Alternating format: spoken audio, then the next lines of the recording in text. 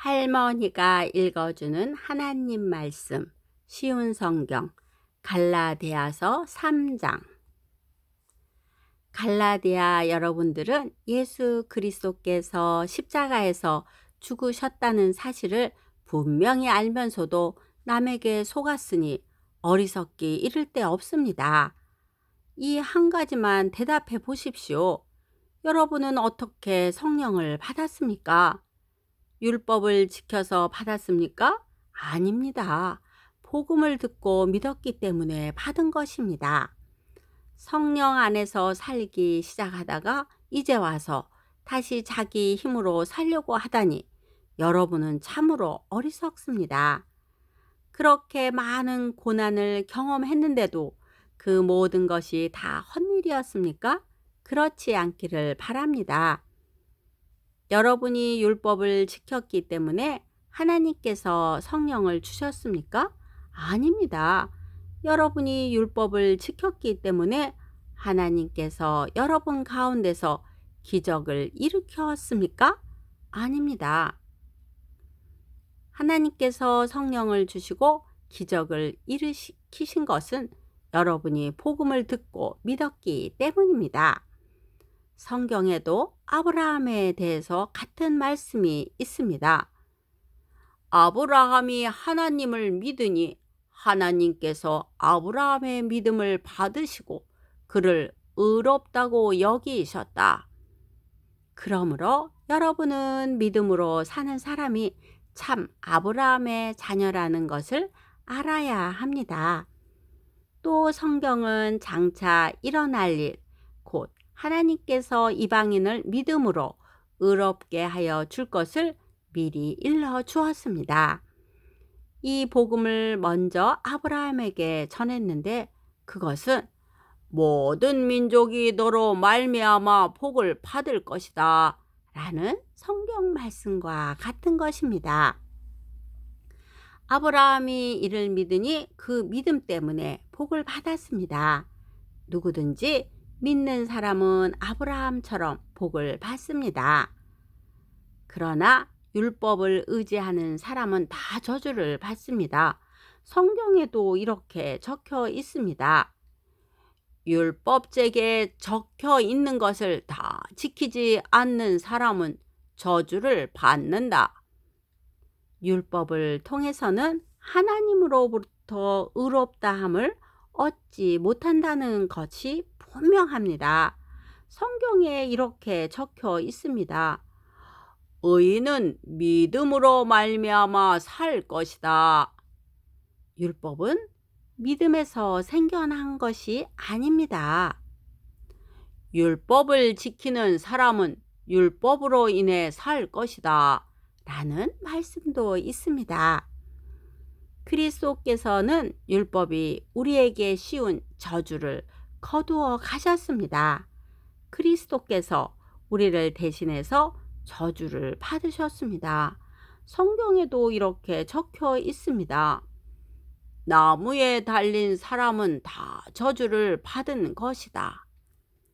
그리스도께서 그렇게 하신 것은 하나님께서 아브라함에게 약속하신 복이 이방인들에게도 미치게 하기 위함입니다. 이 복은 예수 그리스도를 통해 옵니다. 예수님은 우리로 하여금 하나님께서 약속하신 성령을 믿음으로 받게 하기 위해 죽으셨습니다. 형제들이여, 예를 들어서 말하겠습니다. 사람들 사이에서도 약속을 맺으면 아무도 그 약속을 무효로 하거나 어떤 것을 덧붙일 수 없습니다. 하나님은 아브라함과 그 자손에게 약속하셨습니다. 그런데 하나님은 여러 사람을 가리키는 말로 그 자손들이라 하시지 않고 오직 한 사람을 가리키는 말로 내 자손이라고 말씀하셨습니다. 그 한 사람이 바로 그리스도이십니다. 내 말의 뜻은 이렇습니다. 하나님께서 아브라함과 맺으신 언약을 그보다 430년 뒤에 나온 율법이 없앨 수 없다는 것입니다. 만약 우리가 받을 유업이 율법을 통해서 온다면 그것은 약속에서 나온 것이 아닙니다. 하지만 하나님께서는 약속하신 것에 따라 아브라함에게 복을 베풀어 주셨습니다. 그렇다면 율법은 무엇을 위해 있습니까? 율법을 사람에게 주신 것은 하나님께서 약속하신 아브라함의 특별한 자손이 오실 때까지 죄가 무엇인지를 밝히기 위해서입니다. 율법은 하나님께서 중보자, 중개자의 손을 빌어 천사들을 시켜 만든 것입니다. 그러나 중보자는 한편에만 속해 있지 않습니다. 하지만 하나님은 한 분이십니다. 그렇다면 율법은 하나님의 약속과 반대되는 것입니까? 그럴 수 없습니다. 만약 사람에게 생명을 주는 율법이 있었다면 우리는 그 율법을 지킴으로써 의롭다함을 얻었을 것입니다. 성경은 온 세상이 죄에 갇혀 있다는 것을 보여주었습니다. 이는 믿음을 통한 약속을 주시기 위한 것으로 오직 예수 그리스도를 믿는 사람들만 받을 수 있습니다. 이 믿음이 오기 전에는 우리가 율법에 갇혀 있었습니다. 하나님께서 장차 올 믿음의 길을 보여 주실 때까지 우리에게는 자유가 없었습니다. 그리스도께서 오시기 전까지는 율법이 우리의 선생이었습니다. 그러나 그리스도께서 오신 뒤에는 우리가 믿음으로 인해 의롭다함을 받을 수 있게 되었습니다.